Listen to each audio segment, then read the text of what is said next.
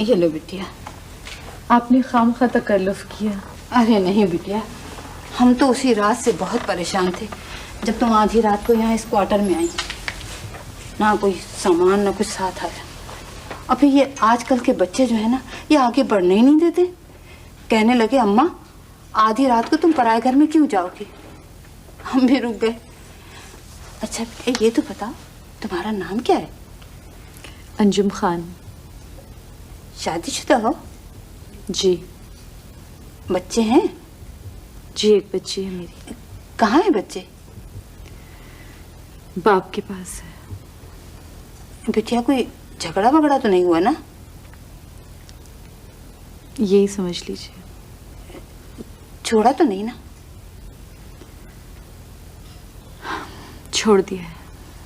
आए हाय खुदा की सनवार हो, ऐसी हूर भरी बीवी कैसे छोड़ दी?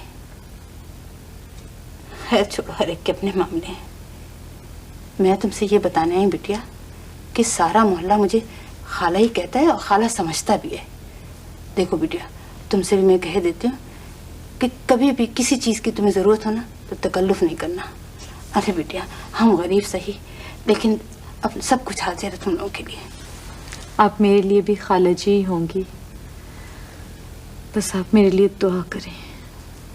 पता नहीं क्या हो गया अपने लोगों को, जितनी तालीम बढ़ती जा रही है उतने ही रिश्ते कमज़ोर होते जा रहे हैं। लो बेटा तुम नाश्ता करो, हम चलते हैं। आपके बच्चे हैं खाला जी? हाँ बेटा, अल्लाह रखे एक बेटा है। शादीशुदा है? हाँ, एक पोता है और एक बहू भी है। अच्छा बेटा मुझे इजाज़त दो। बहुत बहुत शुक्रिया खाला जी आपका।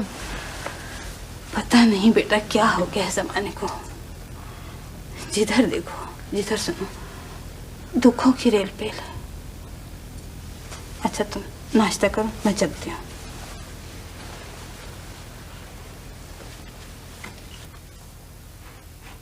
क्या कह रहे हैं तौफीक भाई आप? सही या गलत भाभी, जो कुछ होना था वो हो गया। मैं अंजुम को तलाक दे चुका हूं।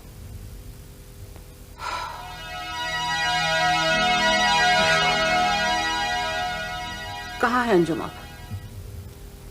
अपने घर में। यहाँ इस शहर में कोई रिश्तेदार है उसका? ऐसी खुदसर और जिद्दी औरतों को ना रिश्तेदारों की परवाह होती है और ना किसी सहारे की जरूरत। आप 4 दिन पहले आए थे, उस वक्त तो कुछ नहीं कहा था आपने। कहना चाहता था भाभी, बताना चाहता था आपको, मगर क्या करूं, कुछ नहीं कह सका। बुरा हुआ, बहुत बुरा हुआ। उरूसा कहाँ है? वो रूसा अंजुम के साथ नहीं गई। साथ नहीं गई? इतनी छोटी बच्ची ये फैसला कैसे कर सकती है? नहीं, यूं समझ लीजिए कि मैंने नहीं जाने दिया। हैरत है भाभी, हैरत की बात है कि मेरे इस फैसले पर अंजुम ने ना कोई वाला वाला किया, ना कोई फरियाद की, ना कोई शोर किया। छोटी सी बच्ची को छोड़ के चलती।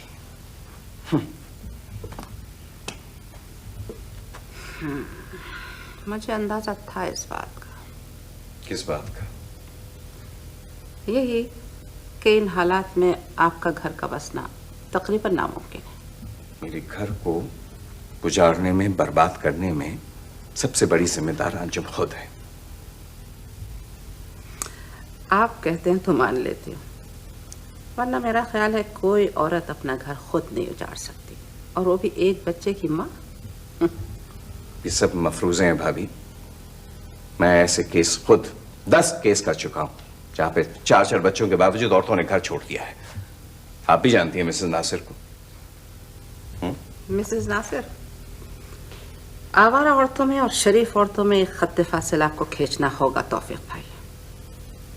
मिसेस नासिर क्या हैं, क्या थीं, आज भी वो कैसी जिंदगी गुजार रही हैं, ये आप भी बहुत अच्छी तरह जानते हैं और पूरा शहर जानता है। आप मिसेस नासिर को अंजुम से मिला रहे हैं? जवाब नहीं है। अंजुम एक शरीफ औरत है तौफीक भाई, तो फिर ये मेरी और मेरी बहनों की बदनसीबी है भाभी के अंजुम की कमजोरियों के शिकार सिर्फ हम हुए हैं। मुझे हैरत होती है कि मेरे सारे दोस्त, सारे जानने वाले रिश्तेदार उसके अंजुम के मद्दाह हैं। खैर, अब भाभी मैं आप इजाजत चाहूंगा। मैं तो दिल का बोझ हल्का करने के लिए आपके पास सिर्फ इसलिए आ गया था कि शायद आप मेरी सबसे बड़ी हमदर्द है। तौफीक भाई,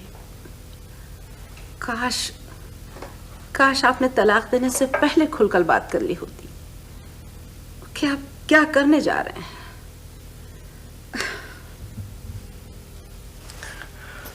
एनीवे भाभी, थैंक यू सो मच। खुदा हाफिज।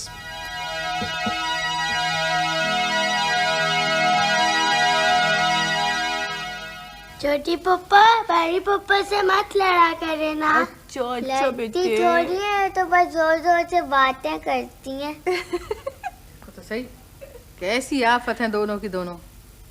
चलो जाओ खेलो तुम।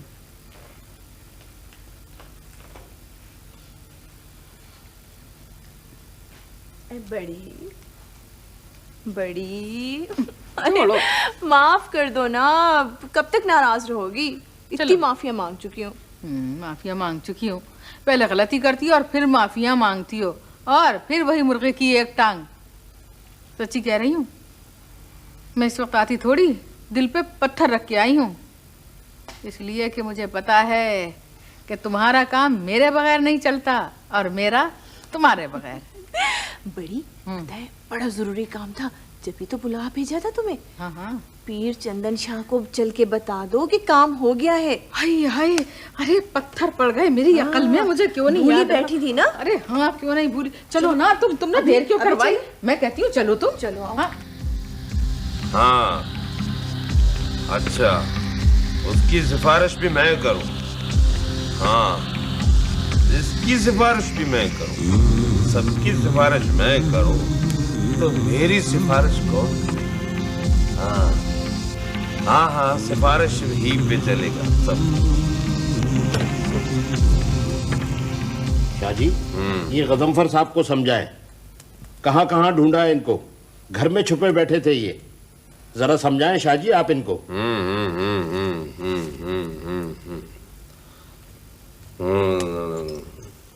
गजनफर मियां, इतने अच्छे भले रोज आते आते कहाँ गुम हो जाते?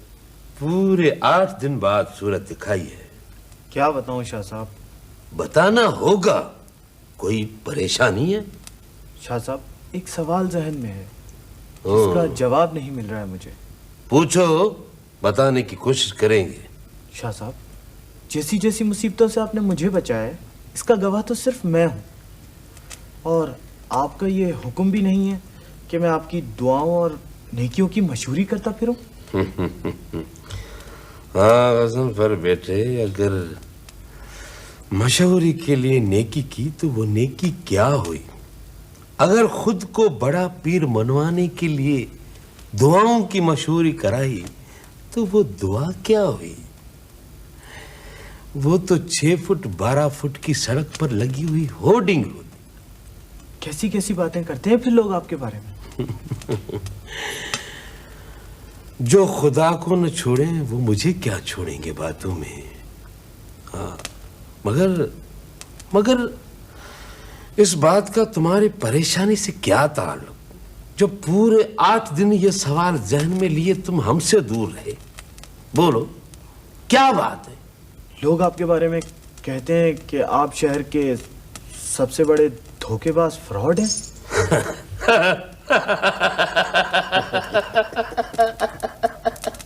शाह साहब, आप हंस रहे हैं? मेरा बस चले तो खून पी जाऊं लोगों का।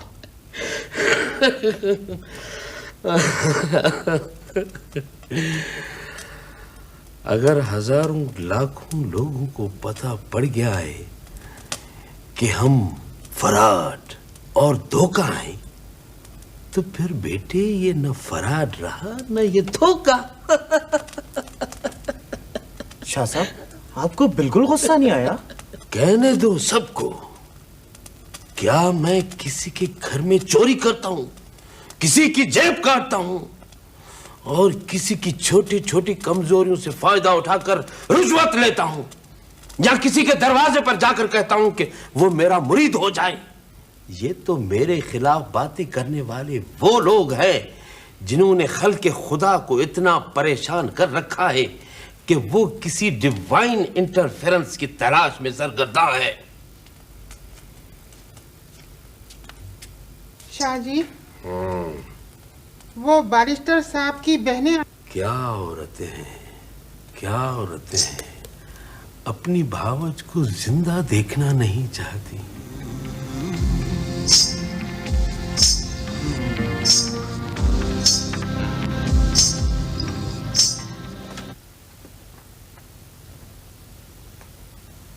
अरे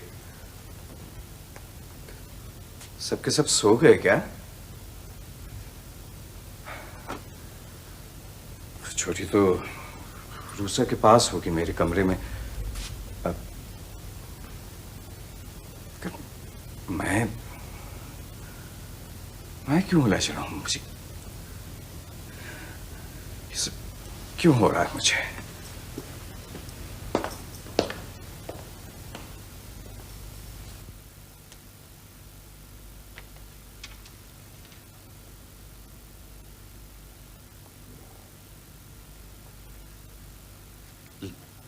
लाली, लाली, लाली, लाली। क्या भैया को न जाने क्या हो गया, ये क्यों चीखे चले जा रहे हैं? रूसा तो इस वक्त लाली के पास क्वार्टर में होगी।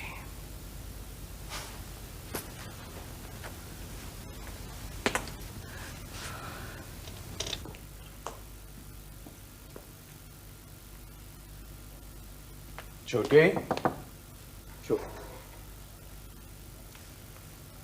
कहाँ है ये सब के सब? दीनू बाबा, गुल्लू, कहाँ चले गए? उस कोई है?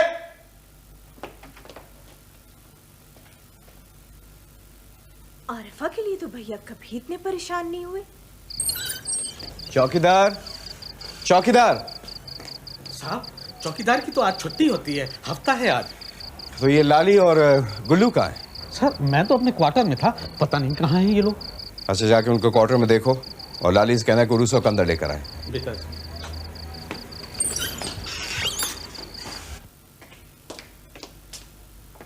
छोटी जी भैया। लाली और उरुसा कहाँ है? वो कमरे में गई है। मैंने लाली को क्वार्टर से बुलवाया था, उरुसा को कंधे पे सुलाए कमरे में गई है। वो नहीं है कमरे में कोई, ना लाली है ना उरुसा है। तुम लोग बिल्कुल मदहोश रहते हो। ये कैसे हो सकता है भैया? बेबी और लाली क्वार्टर में नहीं है। भैया मैंने खुद देखा है लाली को कमरे में जाते देख। मैं अभी जाके देखती हूँ। लाली और उरुसा अल्लाह, कहाँ गई उरुसा? दोनों ने कितना बड़ा एहसान मुझ पे किया है, मैं बता नहीं सकती। हमारे को सब्र नहीं पड़ता था बेगम साहब। इधर अरूसा रोती थी, इधर मैं रोती थी, और ये गुल्लू ये तो बात बात पे छोटी और बड़ी बेगम साहब से मुंहमारी करता था। तुम दोनों ने जो कुछ किया है उसकी सजा जानते हो? कोई सजा नहीं बेगम साहब, आपको तो पता है छोटी बेगम के काम मेरे बगैर तो चल ही नहीं सकते। मेरी नौकरी तो कोठी में पक्की है। अब रह गई लाली आपा, तो अपनी आधी तनख्वाह मैं इसको दूंगा, ये यही रहेगी। जीते रहो गुल्लू, जीते रहो। मैं तुम दोनों का एहसान कभी जिंदगी में नहीं भूल सकती। अच्छा बेगम साहिबा, मुझे इजाजत दें। उधर कोठी में ढूंढ पड़ी होगी बच्ची की, मैं भी तो जरा मजे लूं बड़े लोगों की परेशानियों के।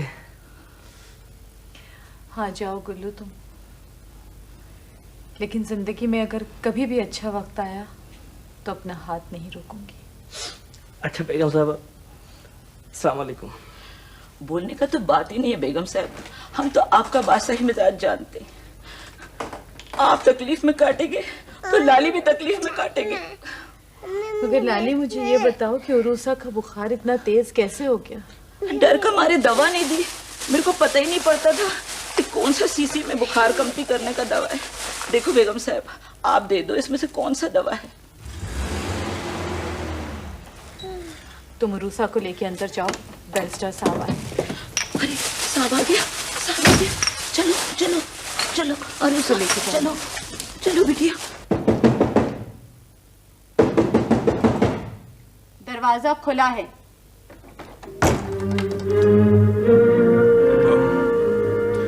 तो तुम इस तरह की जुर्रत भी कर सकती हो?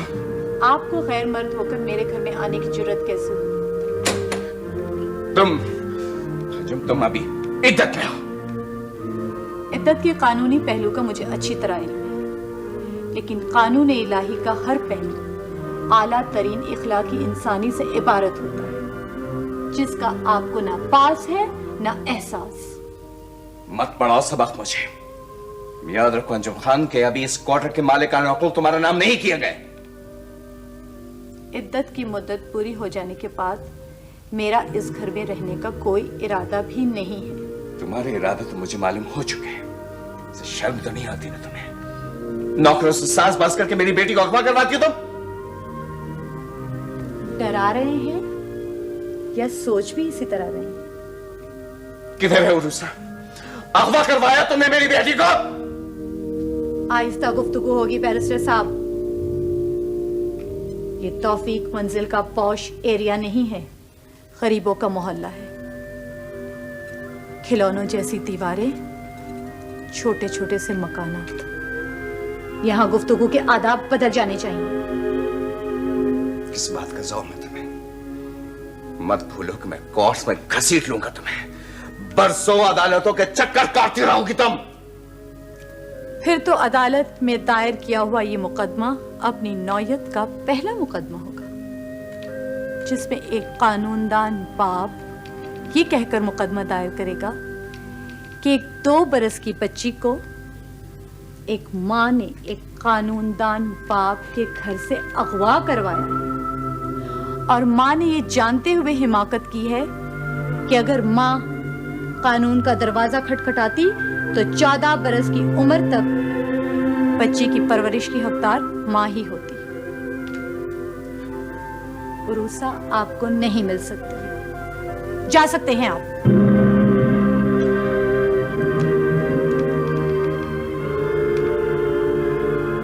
ठीक है, याद रखो कि आज से उरूसा से मेरा कोई वास्ता नहीं होगा।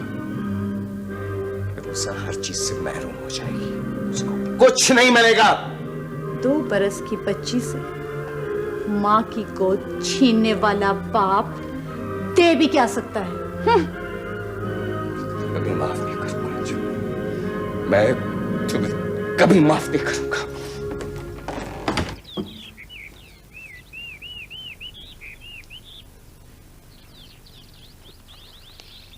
अरे बिटिया, सुबह सुबह कहाँ जा रही हो? खाला जी नौकरी की तलाश में, दुआ करें मुझे नौकरी मिल जाए। अल्लाह करेगी, फिक्र नहीं करो बच्ची। आप इनके पास जाएं, मैं अभी आपके लिए डॉल लेके आती हूँ, ठीक है? रोना नहीं, वो सामने से लेके आती हूँ। जाओ बेटा, सब जाओ जाओ। देखो खाला जी आई, खाला जी आई। आ जाओ आ जाओ आ जाओ, आइए खाला जी। रोते नहीं, मैं रोते नहीं।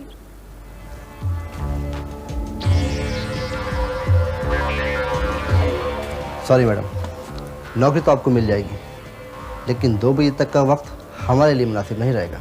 लेकिन सर, मैं LLB मुकम्मल करना चाहती हूँ। आपकी मर्जी की नौकरी मिलना तो बहुत मुश्किल है। सॉरी। अगर 5 बरस से आपने टाइपराइटर को हाथ नहीं लगाया तो आपकी स्पीड तो ख़त्म हो गई होगी। सर, आप 1 महीना मुझे ट्रायल पे रख लीजिए, मुझे उम्मीद है मैं पिक कर लूँगी। सॉरी मैडम, हमारे पास ट्रायल के लिए टाइम नहीं है। सोच रही हूँ लाली, अगर तुम ना होती तो मैं तो कुछ भी नहीं कर सकती थी। अरे घड़ी घड़ी ऐसा नहीं बोलो बेगम साहब, मेरे को बहुत शर्म आती है। झाड़ू तुम लगाओ, बर्तन तुम धो, खाना तुम बनाओ, उरूसा का ख्याल तुम करो। उरूसा से कहो कि तुम्हें लाली माँ कहा करे। अरे बेगम साहब, आपकी बड़ी बड़ी मेहरबानी। अरे बेगम साहब, आपको नौकरी नहीं मिला अभी तक? अपनी मर्जी की तो नौकरी नहीं मिल रही है लाली, दूसरों की मर्जी से नौकरी करनी पड़ेगी। Thank you very much sir, आपने मेरे बहुत सारे मसाइल हल कर दिए हैं। और आप भी बहुत जिम्मेदार और खुद एतमाद किस्म की खातून दिखाई देती, और हमारी कंपनी में अच्छे ही लोग उमूमन काम करते हैं। मैं आपकी बहुत ममनून हूँ सर। हमारी अपनी ट्रांसपोर्ट भी है जो मुख्तलिफ पॉइंट से स्टाफ को उठाती है। एडमिनिस्ट्रेशन मैनेजर साहब को आप अपने मकान का पता समझा दें, वो आपको पिकअप पॉइंट्स बता देंगे और कल से आप काम पर आ जाइए। Thank you sir. बल्कि मैं खुद ही मैनेजर साहब को आपके मकान और आपके बारे में बता देता हूँ। Thank you sir, thank you very much.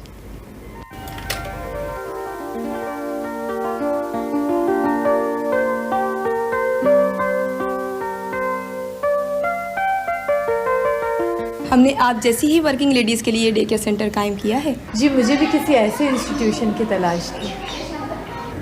क्यों लालिमा, अच्छा है ना ये स्कूल? बहुत अच्छा स्कूल है। हमारा बेबी इधर बच्चों के साथ खेलेगा भी और पढ़ेगा भी, है ना बेबी? हाँ। वैसे बच्चे बहुत जल्दी एडजस्ट कर लेते हैं। मैं आपको फॉर्म देती हूँ, आप उसे फिल करके मुझे दे दीजिएगा प्लीज़। आइए आइए भाई, आइए तशरीफ रखिए। नहीं भाभी, बहुत बहुत शुक्रिया। मैं दरअसल इस वक्त बहुत जल्दी में हूँ। क्यों, खैरियत? भाभी मैं आपके पास एक रिक्वेस्ट लेके आया हूँ, इस उम्मीद के साथ कि आप प्लीज़ इनकार नहीं करिएगा। बताएं क्या बात है ऐसी? मैं चाहता हूँ कि आप आरफा का दाखिला किसी न किसी तरह से फरहत के स्कूल में करवा दीजिए प्लीज़। अरे इस कदर क्यों परेशान होते हैं? बेटा आप मेरे पास आओ, हो जाएगा दाखिला भी इंशाल्लाह। बेटा आप तो स्कूल जाती रही हो ना, हैं? फिर ये कैसे हो सकता है कि आप पास ना हुई हो? आंटी मेरी टीचर कहती है कि स्कूल में हाजिरी नहीं है। होए होए होए होए होए, हाजिरी नहीं है? क्या बात है भाई, ये किस किस्म के स्कूल में आपने दाखिला दिलवा दिया था? कुछ पता नहीं भाभी, मैं क्या करता रहा हूँ। बड़ी आपा कहती हैं मुझसे कि हर रोज स्कूल जाती है। आपने खुद सुन लिया कि बच्ची की वहां कोई अटेंडेंस नहीं है। अरे आप नहीं है। खैर आप फिक्र ना करें, अब आप बेफिक्र हो जाएं। बच्ची का दाखिला, बच्ची की कोचिंग, ये मेरी जिम्मेदारी होगी। आप बिल्कुल बेफिक्र हो जाएं। थैंक यू भाभी। मेरा मतलब है कि मैं इसको सुबह ले आऊं या नहीं? इसको इस वक्त मैं रख लेती हूँ, सुबह सुबह इसको स्कूल लेकर चली जाऊंगी। ठीक? ओह थैंक यू भाभी। तो मैं ऐसा करता हूँ कि खादिम हुसैन के हाथ इसके कपड़े, टूथब्रश वगैरह सब भिजवा दें। हाँ ये आप जरूर। थैंक यू भाभी। ओह बहुत खुदा हाफिज़ पापा। खुदा हाफिज़ मेरी जान। रह गए अपना समूह लेकर, करा दिया तौफीक मियाँ ने इंग्लिश स्कूल में आरफा का दाखिला। अम्मी अम्मी मैं भी इंग्लिश स्कूल में जाऊंगी, मुझे नहीं गंदे स्कूल में पढ़ना। अरे मेरी बेटी भी इंग्लिश स्कूल में पढ़ेगी, वहीं पर पढ़ेगी जहाँ पर आरिफा जाती है। ऐसी वैसी बात थोड़ी है। अरे ये सारा का सारा तूफान उसी एक अंजुम का उठाया हुआ है। आ गई थी घर में एक अंग्रेजी दां। आफ्ताब के अब्बा, अब तुम आफ्ताब की फिक्र करो। वो उर्दू मीडियम में साल में 4 बार फेल होता है, कैसे हो सकता है इंग्लिश स्कूल में उसका दाखिला? भाई सिफारिश कराओ, धौंस जमाओ या रिश्वत दो, कुछ भी करो, लेकिन मेरे बच्चों का दाखिला इंग्लिश स्कूल में होगा। मेरी रूही और आफ्ताब अब दोनों के दोनों इंग्लिश स्कूल में जाएंगे, समझ आया तुम? और हाँ, इन दोनों के लिए मोटर कार खरीदो। अब ये मोटर कार में जाएंगे। हाँ खरीदूंगा नई गाड़ी। ये नहीं समझने की पगली। मैं अंजुम की हिम्मत और गैरत को दाद देता हूँ। पता नहीं ये लड़की कैसे मैनेज कर लेती है। सुबह मुलाजमत, शाम को लॉ कॉलेज और फिर घर। वाकई काश हमारे मुल्क की हर बेटी इतनी ही बाहिम्मत होती।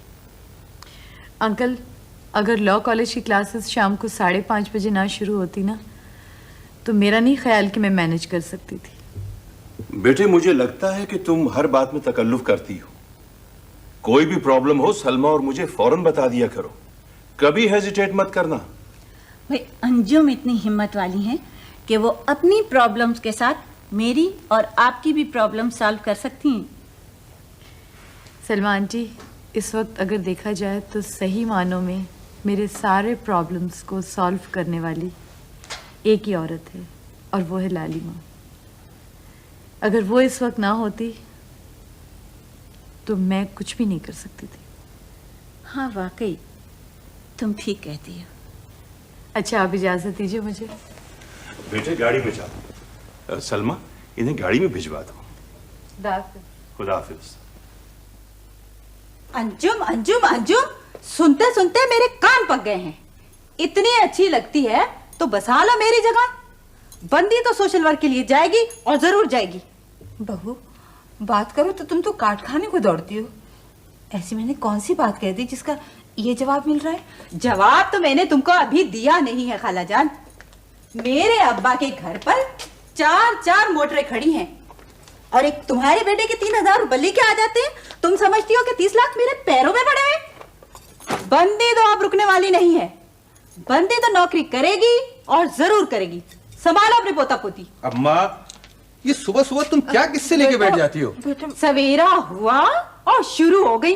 अंजुम ये करती है, अंजुम वो करती है। अरे बेटा, बस मैं इतना कहने की गुनाहगार हूँ कि मुनीर को नहला धुला कर स्कूल भेजो। देखो बेटा, कितने बड़े घर की आला तालीम याफ्ता अंजुम है। सुबह सवेरे उठ के बच्चे को नहलाना धुलाना, नाश्ता कराना। अम्मा बस भी करो। शगुफ्ता अगर नौकरी ना करे ना तो इस घर का खर्चा भी नहीं चल सकता। चलो शगुफ्ता, आओ, दफ्तर की देर हो रही है।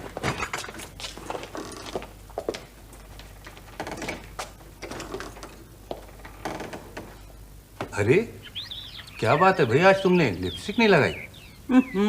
खाला जी हवासों में भी रहने दे। ये तो वही जोड़ा है जो हमने ईद पे लिया था। हाँ, फारन का कपड़ा है।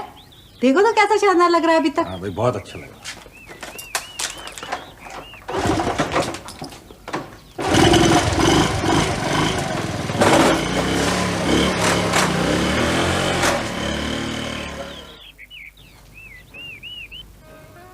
बूढ़ी माँ की आंखें सिलाई कर करके अंधी हो गई। उसका कोई लिहाज नहीं बेटे को। और बीवी सारी गृहस्थी औंधी करके 1,000 रुपए कमा के लाती है तो वसी मियाँ उसके गुलाम बने हुए हैं।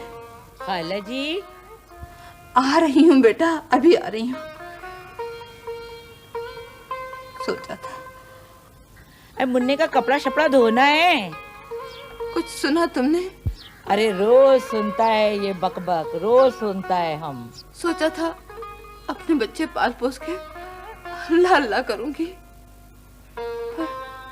वाह रे मुकद्दर।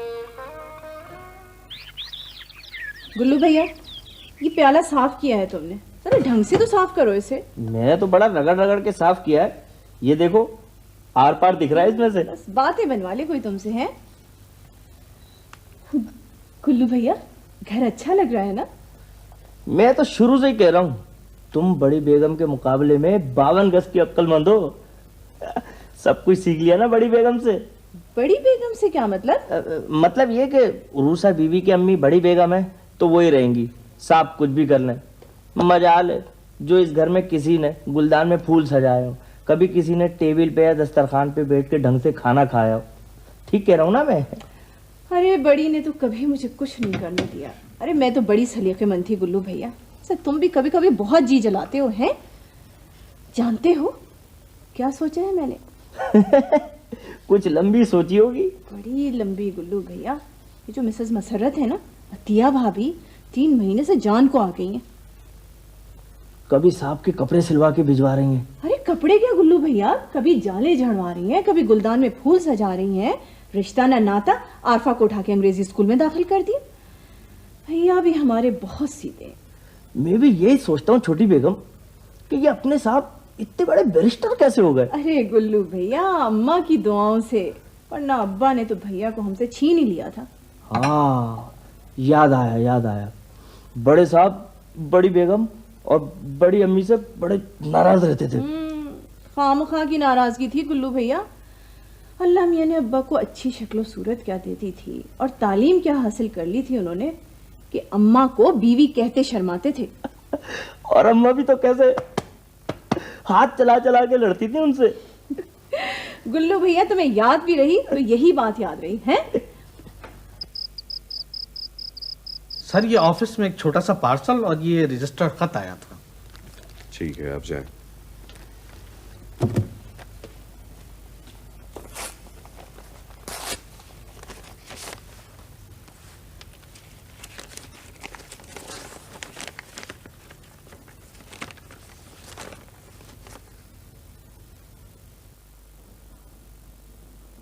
आपका घर आपको मुबारक।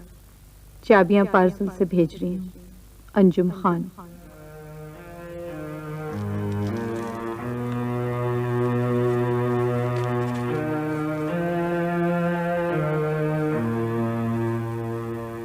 अंजुम रुसा को लेकर कहाँ गई होगी?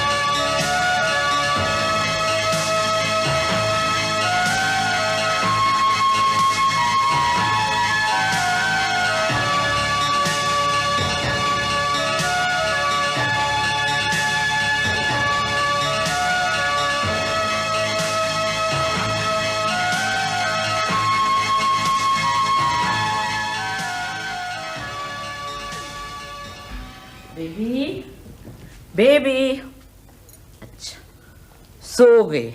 अभी उधर टीवी देखती थी, इधर आके सो गई। बेबी को जब भी खाने का बोलो बेबी ऐसा ही करती है। चलो ठीक है, बेबी नहीं खाएगी, लाली भी नहीं खाएगी।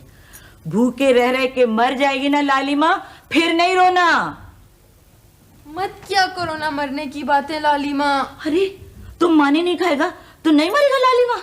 बेगम साहब बोल के जाती, फ्रूट खाना, खाना खाना, दूध पीना।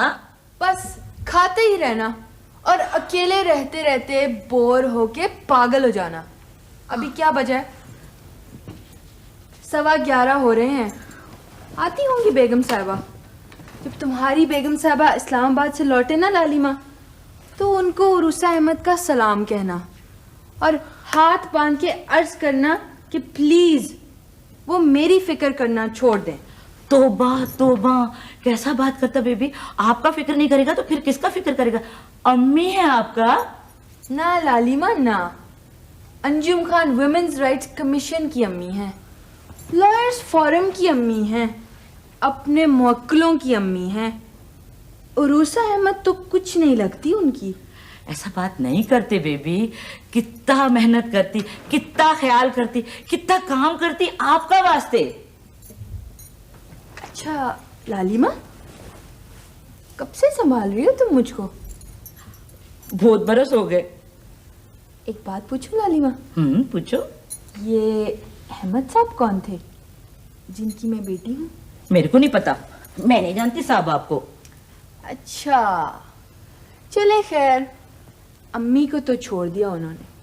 कोई झगड़ा किया होगा उन्होंने, वकील है ना, बहस वहस की आदत हो जाती है। पर मुझे क्यों छोड़ दिया उन्होंने? पता है लालिमा क्या होता है मेरे साथ? क्या? जब कोई अहमद नाम वाला स्मार्ट सा हैंडसम सा आदमी मुझे नजर आ जाता है ना, तो मेरा इतना जी करता है कि उसके पास जाऊं और उससे पूछूं कि सर, कहीं आपकी बेटी का नाम रूसा अहमद तो नहीं है? अरे बड़े बड़े बातें करने का भी टाइम नहीं है। अभी बेगम साहब आएंगे तो बोलेंगे बेबी ने खाना क्यों नहीं खाया ये टाइम तक। लालिमा, कभी अम्मी के साथ भी खाना खाने को जी जाता है मेरा। सवेरे कॉलेज को उठने का भी है। उठ जाऊंगी लालिमा, तंग नहीं करूंगी तुमको।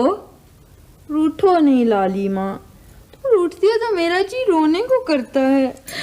मैं सदके, मैं वारी। अरे आ गया बेगम साहब।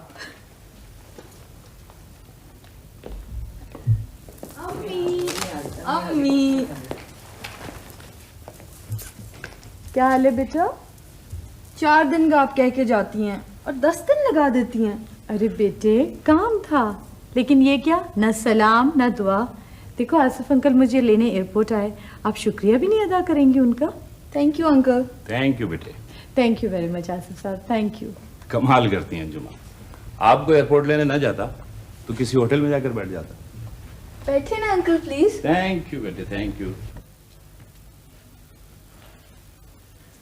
कैसी हो लालिमा, दवा पी रही हो? हाँ दवाई पी रही हूँ बेगम साहब। आप कैसे हैं, ठीक है? कोई नहीं दवाई पीती अम्मी, ऐसे ही कहती रहती हैं। आप कैसे बेगम साहब, आप तो ठीक है ना? मैं अच्छी हूँ लालिमा। अच्छा क्या मेरे सामान में गर्म चादरें रखती थी, वरना इस्लामाबाद में इस कदर सर्दी थी कि मुझे तो निमोनिया ही हो जाता। अगर लालिमा आपके घर में ना होती तो आपको बहुत तकलीफ उठानी पड़ती। सही कह रहे हैं आसिफ साहब आप। अगर लालिमा मेरे साथ ना होती तो मेरी जिंदगी की सुई कब की रुक चुकी होती। हाँ अंजुम, ये तो हमने तय कर ही लिया कि अगले महीने आपकी पेंटिंग्स की नुमाइश हो रही है। अंकल वो पेंटिंग्स तो अंदर बंद ही रह जाएंगी। नहीं बेटे, उनकी नुमाइश होगी। छोड़े आसिफ साहब, अभी मेरी बेटी की जिंदगी के कैनवस पर बहुत से रंग भरना बाकी है। मुझे क्या नुमाइश करूं इन तस्वीरों की। खैर ये फिर तय कर लेंगे। हाँ, आपने अपनी कॉन्फ्रेंस के बारे में तो कुछ बताया ही नहीं। क्या कॉन्फ्रेंस होती है, क्या सेमिनार। लाखों रुपए खर्च करके तमाम मुल्क से एक्सपर्ट्स बुलाए जाते हैं। पहले दिन पहले सेशन में तो हाजिरी लग जाती है, लेकिन दूसरे सेशन में लोग शॉपिंग और मुलाकातों के लिए निकल जाते हैं। क्या बताएं, बड़ी शर्मिंदगी होती है बाहर से आए हुए मेहमानों के सामने। कॉन्फ्रेंस और सेमिनार क्या चीज़ है? यहाँ तो पार्लियामेंट और सेनेट से सेनेटर्स और पार्लियामेंटेरियन ही गायब होते हैं। सही कह रहे हैं आप। अच्छा, आप आराम करें और मुझे इजाजत दें, कल कोर्ट में मुलाकात होगी इंशाल्लाह। खुदा हाफिज। खुदा हाफिज रुसा बेटे। खुदा हाफिज साहब जी। बहुत फरिश्ता बंदा है आसिफ साहब, रोज फोन करना, रोज खैर सल्ला पूछना, बहुत फरिश्ता बंदा है। बेगम साहब खाना लगा दूं? भाई मैं तो प्लेन में खा के आई हूँ। क्या मतलब है, आप लोगों ने अभी तक खाना नहीं खाया?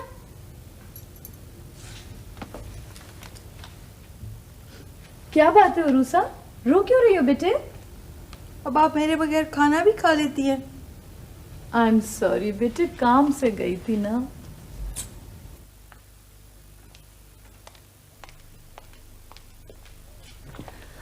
भैया खाना निकलवाऊं? हाँ निकलवाओ। अच्छा। मेरे अच्छे बुरे वक्त के साथ ही मेरी एक यही बहन तो है। अरे भैया, मेरा तो जीना मरना सब आप ही के साथ है। बड़ी की तो अपनी जिंदगी है। छोटी, मैं आरफा को देखता हूँ तो ख्याल आता है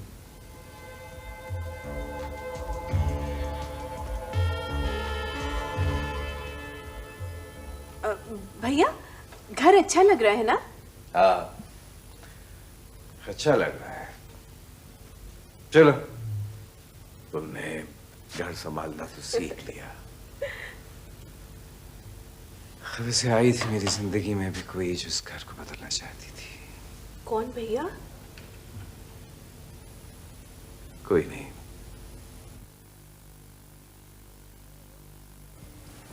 लो बोला बताओ, ढेरों कपड़े रोजाना, ऐसा शौक है कपड़े बनाने का कि हद हो गई।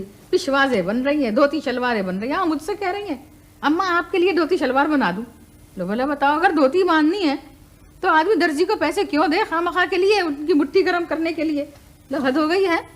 ए लो वो तो सो रहे हैं, अजी कुछ सुन रहे हो? नहीं मैं कहता हूँ ये घंटे भर से आप कर क्या रही हैं? खाने को मिलेगा या भूखा ही सो जाऊं?